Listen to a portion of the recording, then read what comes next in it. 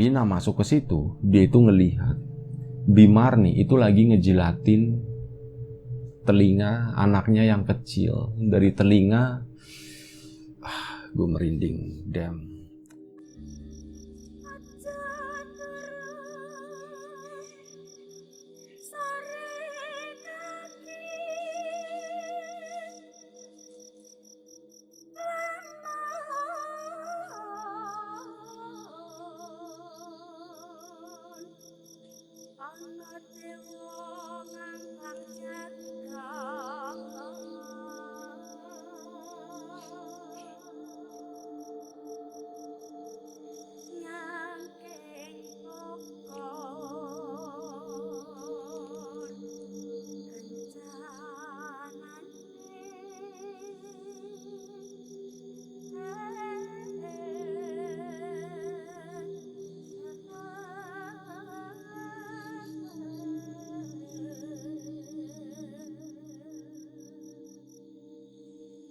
Ada satu cerita yang datang dari seorang kawan, namanya Ari. Dua orang kawan, namanya Ari dan Wina.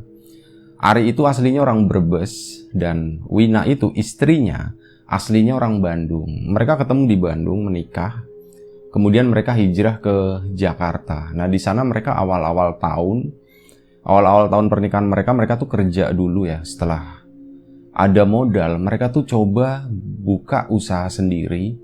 Dan memang minat mereka itu di kuliner. Waktu itu mereka ngebuka usaha toko roti, tapi toko roti yang masih skalanya itu kecil. Dan seiring berjalannya waktu, toko roti itu pun berkembang. Mereka pun buka satu cabang lagi, masih di Jakarta waktu itu. Itu kurang lebih sekitar setelah 3 tahun mereka menjalani usaha itu ya, mereka tuh buka cabang yang kedua. Dan akhirnya melihat potensi yang seperti itu, mereka pun pengen expand tapi keluar Jakarta ke daerah. Karena di daerah waktu itu belum terlalu banyak toko roti ya. Mungkin kalau sekarang ya toko roti udah mulai banyak banget dan skalanya tuh gede-gede. Nah, waktu itu punya si Ari sama Wina itu nggak sebesar itu. Cuman kayak toko-toko kecil, kayak ruko-ruko kecil kayak gitulah. Dan akhirnya mereka memutuskan untuk ngebuka di daerahnya Ari, di daerah Brebes itu. Sekalian ya mereka kayak apa ya, kayak udah jenuh juga hidup di Jakarta. Mungkin seperti itu. Akhirnya mereka pun memutuskan untuk ya, maksudnya secara finansial mereka juga udah oke. Mereka pun akhirnya pindah ke daerah Brebes itu. Nah, di awal-awal mereka pindah, mereka tuh masih ngontrak gitu ya. Dan mereka tuh mengontrak sebuah rumah yang lumayan besar, halamannya luas, dan memang sebenarnya ada rencana waktu itu kalau memang rumah ini mau dijual, ya itu mereka akan beli gitu. Cuman karena kebutuhannya waktu itu sangat mendesak, ya udah dikontrak dulu deh, nanti masalah ngomongin beli kayak gitu nanti aja. Dikontraklah 1 tahun. Akhirnya Ari sama Wina itu pindah ke situ dengan 2 orang anaknya. Anak yang pertama itu usianya 5 atau 6 tahun. Dan anak yang keduanya itu usianya sekitar 3 tahun. Dua-duanya cowok. Dan waktu itu mereka agak bingung juga sih. Mereka datang ke situ dan banyak kesibukan yang harus di-handle sama mereka. Jadi mereka tuh dua-duanya benar-benar kerja ya. Arinya kerja, Winanya kerja, tapi kerjanya bareng, masih di satu bisnis. Dan agak kesulitan juga waktu mereka di Jakarta. Mereka tuh ada pembantu dan ada nanny gitulah yang mengurusi anak-anaknya itu. Sementara mereka tuh siangnya kerja keluar dua-duanya. Nah, waktu itu pas mereka pindah ke Jakarta, itu si asisten rumah tangga atau nanny-nya itu, pengasuh anaknya, itu nggak ikut. Mereka kayak udah putus gitu kan. Mereka pindah ke Brebes. Ke situ mereka pun mulai nyari lagi penggantinya. Dan setelah beberapa minggu itu agak susah juga, mungkin karena ya mereka lama nggak, Ari ya terutama, Ari itu lama nggak ke daerah Brebes itu, jadi kayak link kontaknya juga udah mulai agak berkurang. Jadi saat nyari orang-orang seperti itu, yang mereka cari itu sebenarnya bukan orang-orang jauh ya, tapi orang-orang dekat sekitaran, masih di sekitaran rumah itulah, masih di sekitaran kampung itu. Tapi ternyata cukup memakan waktu yang lama, kurang lebih sekitar 2-3 minggu mereka itu baru dapat. Nah, suatu hari itu ada seseorang yang datang ke rumahnya Ari, dan mereka tuh menawarkan, nih Mas lagi nyari ini ya, lagi nyari asisten rumah tangga atau pembantu rumah tangga gitu. Iya, saya lagi nyari, kalau bisa 2 orang. 1 buat ngurus rumah, sekalian ngejagain anak-anaknya. Yang satunya itu biar ngurus kebunnya, kebun di sekitaran rumah situ. Karena memang tanahnya cukup luas dan butuh kayak, ya sebenarnya nggak cuman kayak buat ngebersihin kebun doang sih, tapi maunya Ari itu kalau siang hari itu setidaknya ada laki-laki di rumah gitu. Nah akhirnya buat keamanan ya alasannya ya, akhirnya orang tadi yang ngebawa itu ya boleh dibilang kayak, wah bener Mas, ini kebetulan saya itu ada suami istri.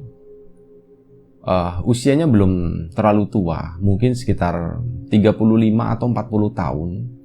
Dan mereka itu kebetulan nggak punya anak. Waktu itu Mas Ari tuh, si Ari tuh nanya dulu, itu mereka punya anak nggak gitu. Oh kebetulan mereka itu nggak punya anak gitu. Wah, si Ari kan, wah ini pas banget deh. Jadi mereka bisa fokus ke pekerjaan, nggak diganggu sama anak-anak. Dan maunya Ari sama Wina, asisten rumah tangga itu kalau bisa nginep di rumahnya. Karena kadang mereka berdua tuh pulangnya bisa sampai malam. Takutnya ya di rumah ada anak-anak gitu kan, ditinggalin sendirian. Kasian, makanya mereka nyarinya seperti itu. Mereka yang bersedia tidur di rumah itu. Dan akhirnya 2 hari kemudian diantarlah 2 orang tadi, suami istri mereka itu, ke situ, kenalan sama Ari, kenalan sama Wina, kenalan sama anak-anaknya, dan mereka itu cocok. Yang laki-laki itu namanya ini ya, nama samaran ya, namanya Mas Parjo, dan yang perempuan itu namanya Bimarni. Mereka sepasang suami istri, dan ya mulai hari itu mereka itu diterima di keluarganya Ari sama Wina. Bekerjalah mereka di situ. Awal-awal, singkat cerita aja, awal-awal itu semuanya baik-baik aja. Nggak ada sesuatu yang aneh, nggak ada sesuatu yang mencurigakan di rumah itu. Dan rumah itu pun boleh dibilang itu kayak hunian yang cukup nyaman buat Ari sama Wina. Nggak ada gangguan-gangguan orang biasanya tinggal di rumah baru gitu, nanti ada gangguan kayak gimana, itu nggak ada. Itu benar-benar rumah yang enak banget, nyaman. Anak-anak juga betah di situ katanya. Lah, plus ditambah lagi ada 2 pembantu gitu kan. Nah, Ari sama Wina jadi makin tenang gitu. Mereka siang keluar, biasanya pulangnya tuh bisa malam, jam 7, jam 8 malam mereka baru pulang. Dan awal-awal itu semua pekerjaan itu beres. Nggak ada masalah sama sekali. Tapi suatu hari, pernah, setelah 2 atau 3 minggu mereka bekerja di situ, si Parjo sama Bimarni itu ya, bekerja di situ, Mas Ari suatu malam, itu masih sekitar jam 9-an, belum terlalu malam banget. Mereka baru pulang gitu ya, sama Mbak Wina habis mandi kayak gitu, duduk-duduk di bawah. Nah, waktu itu anak-anaknya tuh udah dibawa ke atas sama si Wina itu buat ditidurin. Dan si Ari itu masih duduk di ruang tengah. Tadi gue nyebut ke atas ya. Itu bukan rumah tingkat, itu rumah biasa gitu ya. Nggak lantai 2, tapi cuma 1 lantai doang. Jadi anaknya ditidurin sama Wina, Ari itu masih di tengah, dia sambil ngerokok gitu kan, santai. Tiba-tiba dia tuh nyium kayak ada bau wangi. Wanginya itu wangi, kayak wangi dupa. Ya, wangi dupa itu macam-macam ya, cuman gue buat ngejelasin wanginya seperti apa kurang tahu juga. Ari bilang cuman wanginya tuh wangi dupa kayak gitu. Wah, Ari kan mulai, kok bau wangi dupa gitu. Ini dupa dari mana nih tumben-tumbennya. Selama dia tinggal beberapa minggu di rumah itu nggak pernah nyium ada bau-bau aneh gitu. Dan itu pertama kalinya dia nyium bau dupa itu. Akhirnya coba dia cari gitu kan, kesana kemari, di ruangan, ke depan, ke belakang. Sampai akhirnya Ari itu ngikutin bau itu, dan sumbernya itu ternyata dari kamarnya Mas Parjo sama Bimarni, kamar belakang. Nah, gambaran rumahnya nih ya, rumah dengan halaman yang cukup luas lah, pagar lumayan tinggi, masuk udah bangunan utama, masuk ada ruang tamu, masuk lagi ke ruang tengah, nanti di situ ada kamar kanan kiri, setelah itu bagian dapur belakang. Nah, di belakang dapur itulah kamarnya Mas Parjo sama Bimarni. Kamarnya pembantu tuh di belakang. Kamarnya pembantunya tuh lumayan besar, lumayan bagus, plus ada kamar mandi juga di situ. Jadi semuanya udah all in, udah nyaman lah pokoknya. Nah, Ari dari ruang tengah itu jalan gitu kan, ngikutin baunya sampai ke kamarnya Mas Parjo sama Bimarni. Dia ngikutin terus, ngedeket dan sampai akhirnya, wah beneran ini baunya dari ini nih, dari kamarnya mereka ini nih. Akhirnya diketok dong sama Ari, Mas Parjo gitu. Nah, si Mas Parjo dari dalam nyautin, "Gih Mas," gitu. Akhirnya dibuka gitu. Wah, dari situ bes gitu kan, keluar kayak asap kayak gitu. Dan wah bener nih bau wanginya dari kamarnya Mas Parjo.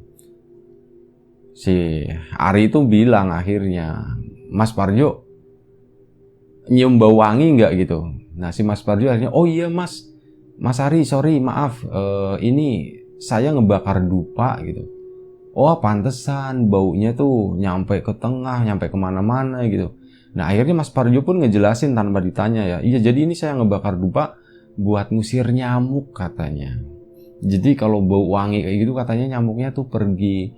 Oh, dari situ Ari pun, oh ya udah nggak apa-apa deh, itu wajar ya, itu logis. Jadi bisa diterima sama Ari. Ya udah nggak apa-apa Mas, baunya juga wangi. Sebenarnya Ari sendiri tuh nggak mempermasalahkan baunya gitu ya. Itu cuman bau wangi, dia cuma penasaran ini bau wanginya tuh dari mana, datangnya dari mana. Makanya dicariin. Nah, udah jadi malam itu tuh selesai. Ari tuh nggak ada curiga apapun. Dan mulai malam itu, hampir setiap malam, itu Ari nyium bau wangi dupa dari kamarnya Mas Parjo sama Bimarni. Tapi nggak ada kecurigaan sama sekali. Sampai beberapa hari kemudian, ini sama-sama kejadiannya tuh malam juga. Dan yang kedua ini itu dialami sama Wina. Waktu itu mereka itu pulang jam 9 malam. Ari itu Wina pulang jam 9 malam. Sementara Ari itu baru pulang jam 11. Jadi waktu itu Arinya belum pulang, masih di luar. Wina pulang duluan, masuk ke rumah gitu ya. Tinggal masuk aja kan. Dan dia langsung, waktu itu kondisi rumah itu udah sepi banget. Dan Wina langsung nyelonong ke kamar anak-anaknya. Mungkin anak-anaknya tuh udah pada tidur gitu. Nah, akhirnya Wina langsung celonong aja gitu kan, masuk. Loh, Bimarni sama Mas Parjo juga nggak ada waktu itu. Udah langsung masuk ke kamar, dan kamarnya tuh nggak dikunci, masih ngebuka segini. Pas Wina baru mau masuk begini, jadi memang pesannya Wina itu, kalau memang anak-anak udah ngantuk, nanti itu tugasnya Bimarni buat nemenin mereka tidur. Dan malam itu, pertama kalinya Wina itu ngelihat. Jadi sebelumnya, memang anaknya saat Wina pulang, itu beberapa kali itu udah tidur. Tapi kondisinya Bimarni itu udah keluar. Jadi benar-benar udah tidur di kamar, pintu udah ditutup. Waktu itu masih proses nidurin si anaknya yang paling kecil. Wina masuk ke kamar, belum masuk waktu itu ya, baru ngebuka sedikit, ngelongok gitu. Di situ ngelihat Bimarni itu melakukan sesuatu yang nggak elok, nggak enak dilihat, dan itu cenderung menakutkan. Jadi Bimarni itu posisinya tidur Di sampingnya anaknya yang kecil, anak yang besarnya tuh di sebelah sini. Dua-duanya cowok ya, satu ranjang, satu bed mereka tidur. Nah, anak yang kecil ini di sampingnya Bimarni. Wina masuk ke situ, dia itu ngelihat Bimarni itu lagi ngejilatin telinga anaknya yang kecil. Dari telinga, gue merinding, damn. Dari telinga ke sini dijilatin gitu. Dijilatin sama Bimarni. Dan ngelihat pemandangan kayak gitu, Wina tuh jadi gimana ya? Dia mau teriak gimana nanti anaknya kebangun. Jadi dia sebenarnya kayak takut, marah dan khawatir gitu ya. Cuman waktu itu dia lebih memilih diam sejenak dan memperhatikan apa yang dilakukan sama Bimarni waktu itu. Itu selama beberapa saat. Takut ngebangunin anaknya gitu doang ya. Kalau misal Wina teriak, takutnya anaknya kebangun. Makanya dia cuman diem, dia cuman ngelongok gitu ya, memperhatikan. Dan sepertinya Bimarni itu sadar setelah ya beberapa detik Wina itu masuk ke kamar. Dan akhirnya Bimarni pun berhenti melakukan apa yang dia lakukan tadi. Bimarni berhenti dan nengok gitu kan. Mbak udah pulang gitu. Iya Bi gitu. Waktu itu mukanya Wina itu udah gimana ya? Ya mukanya udah nggak enak lah gitu. Dan Bimarni mungkin tahu juga sih waktu itu. Jadi dia langsung turun, dia langsung keluar. Permisi Mbak gitu. Bimarni langsung keluar dan waktu itu ngeliatin Wina langsung nengokin gitu ya, nengokin ngeliatin anaknya yang kecil tadi. Ya di sini tuh masih ada sisa-sisa kayak mungkin ludah kali ya, air liur gitu. Jadi di sini tuh masih basah, daerah telinga sampai pipi sini deket-deket mulut itu masih basah. Jadi pertanyaan beberapa hari ini, beberapa hari sebelumnya itu Wina sama Ari tuh sempat mendiskusikan sesuatu. Kenapa ya si ini gitu ya, anaknya yang kedua yang usianya 3 tahun itu, kenapa dia tuh jadi sering ngeces, sering ngiler gitu. Udah 3 tahun gitu kan, itu kan sesuatu yang gak wajar. Pas awal-awal tuh dikiranya tuh kayak ngiler kayak gitu. Jadi pas pulang mereka tuh sering ngelihat kayak gitu basah. Wina tuh ngira itu anaknya tuh masih ngiler, ngeces kayak gitu. Dan ternyata malam itu tuh terjawab. Itu bukan iler, bukan ces, tapi karena dijilati sama Bimarni. Dan itu disimpan, ngelihat seperti itu. Wina itu masih nyimpan, masih nunggu si Ari itu pulang. Dan akhirnya jam 11 malam Ari pulang. Di situ diceritain semuanya. Diceritain ke Ari kalau Wina itu ngelihat seperti ini. Waktu itu Ari itu masih, masa sih gitu, nggak mungkin banget. Ari itu masih nggak percaya. Mungkin kamu salah lihat atau gimana. Oke, Wina masih nerima seperti itu. Dan malam itu pun dilupakan.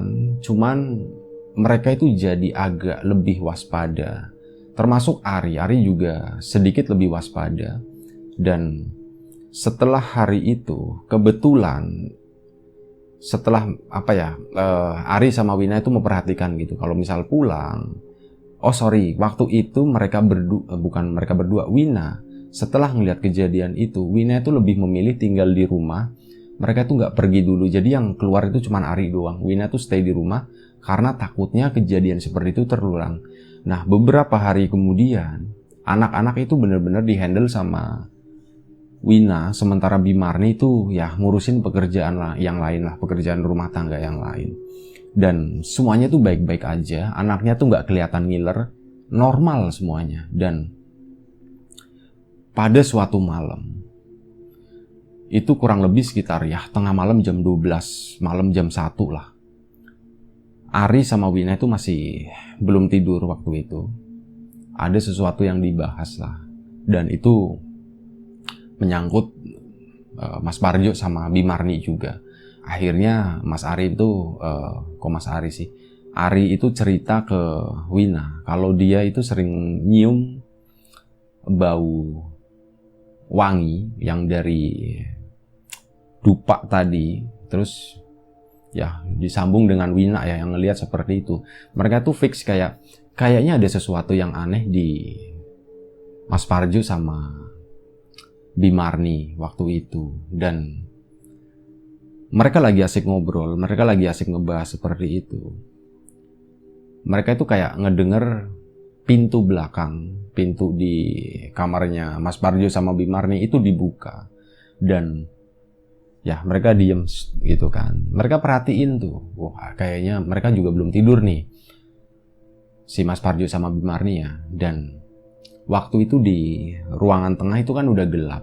Dan Ari sama Wina itu ngintip dari korden. Itu mereka ngelihat Mas Parjo sama Bimarni itu keluar. Mereka keluar ke arah belakang. Belakang itu masih dibilang kebun juga bukan kebun, itu taman lah. Disebutnya mungkin lebih tepatnya itu taman karena udah tertata rapi, udah bagus banget gitu.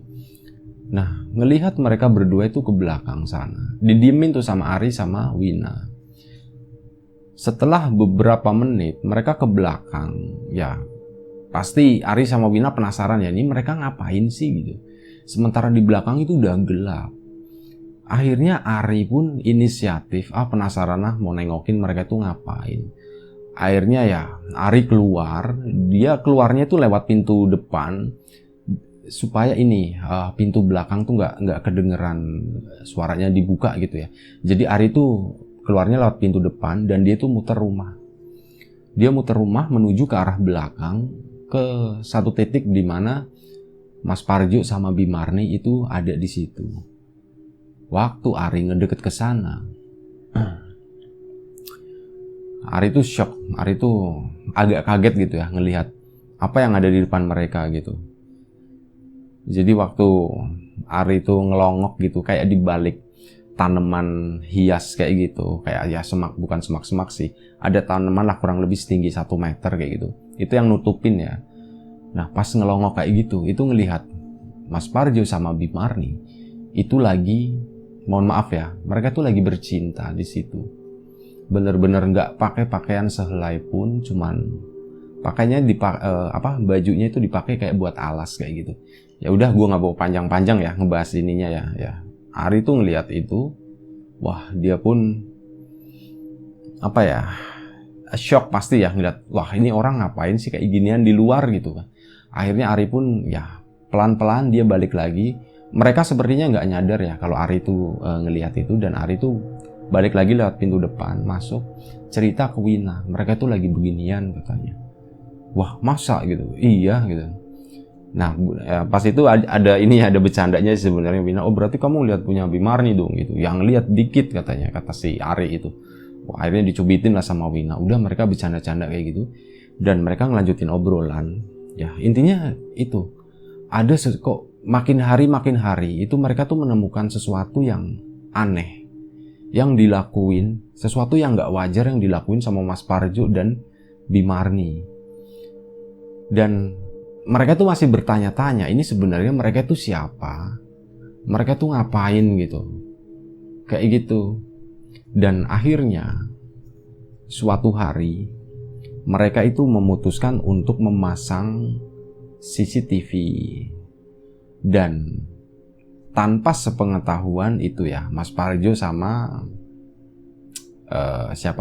Bimarni, tanpa sepengetahuan mereka. Ya CCTV lama lah, masih produk lama kayak gitu, dan masangnya tuh masih cuman di ruang tengah doang. Jadi kalaupun ya Bimarni sama Mas Parjo itu ngelihat, itu nggak akan curiga gitu, toh itu cuman di tengah doang. Ya udah, waktu itu belum, mungkin IP cam tuh belum ada ya, jadi masih CCTV lama kayak gitu. Dan katanya pernah suatu hari gitu ya, pas dilihat itu semuanya normal, tapi ada pernah satu hari itu ketangkep lagi kalau si Bimarni itu lagi ngejilatin anaknya yang kecil kayak gitu. Dan akhirnya si Ari sama Wina pun mereka berembuk dan mereka coba konsultasikan dengan seseorang, dengan saudara-saudaranya gitu ya. Karena Ari kan aslinya orang Brebes, di situ kan banyak saudaranya. Akhirnya dikonsultasikan lah sama uaknya atau siapa budeknya gitu. Mereka tuh ngumpul keluarga dan diceritakan apa yang sedang terjadi, apa yang pernah dilihat sama mereka. Dan kesemutan. Katanya beberapa dari mereka itu menyebutkan kalau intinya sih sebaiknya jangan diterusin deh, Ri. Itu tuh udah nggak wajar ya, dari sering nyalain dupa. Terus Bimarni yang seperti itu kan juga nggak sehat gitu kan. Anaknya tuh pas awal-awal Wina belum tahu, itu dikiranya itu tadi kan ngeces dan ya pasti baunya tuh bau nggak enak gitu, bau pesing kayak gitu. Itu pokoknya cukup mengganggu lah. Dan menurut saudara-saudaranya mending jangan diterusin deh, takutnya nanti ada apa-apa. Takutnya itu tuh mereka lagi sesambat gitu, mereka tuh lagi nyambat, mereka itu lagi sambat gitu. Apa ya istilahnya ya, itu tuh kayak apa, mereka tuh kayak lagi lelakon,